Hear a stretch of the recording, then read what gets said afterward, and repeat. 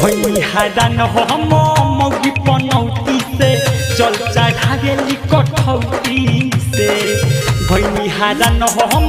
मौगी पनौती से जल चढ़ावेली कठौती से हगा जाम इसी के भंगिया पीसी के हगा जाम इसी के भंगिया पीसी के ले गई अघौती से भैनी हैरान हो हम मौगी पनौती से जल चढ़ावेली कठौती से भैनी हैरान हो हम मौगी पनौती से जल चढ़ावेली कठौती से हगा जाम इसी के भंगिया पीसी के हगा जाम इसी के भंगिया पीसी के ले गई अघौती से भैनी हैरान हो हम मौगी पनौती से जल चढ़ावेली कठौती से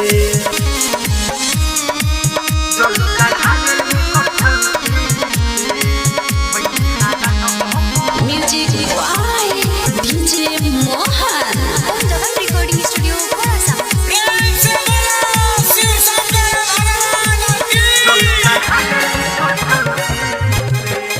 पहला तुम्हारी भोला दुआरी गई भोरे हो बुलबमा बोली हिलत डोली गोड़े गोड़े हो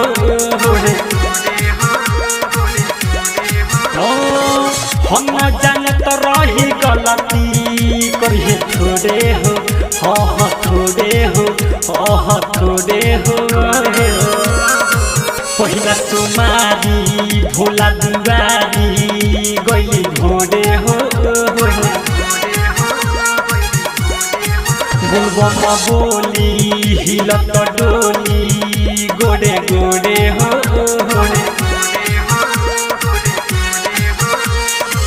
हम जानत रही गलती करिए थोड़े हो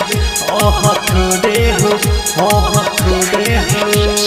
नचली नचैली मार खूबे कैली भौजी कलौती से भैनी हैरान हो हम मौगी पनौती से जल चढ़ावेली कठौती से भैनी हैरान हो हम मौगी पनौती से जल चढ़ावेली कठौती से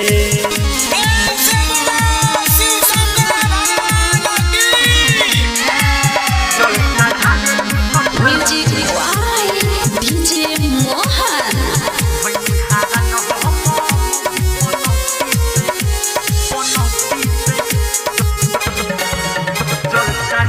कहाँ जाने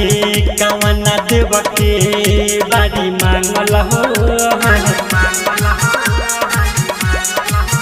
बिकिराज देखी रहन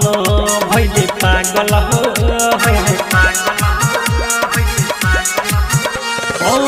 देवेंद्र दिमागी जीवन में आगे लागल हो आगे लागल हो आगे लागल हो कहाँ जाने कवना देव के बारी मांगल हो तिरभुवन देखी रहन भैले पागल हो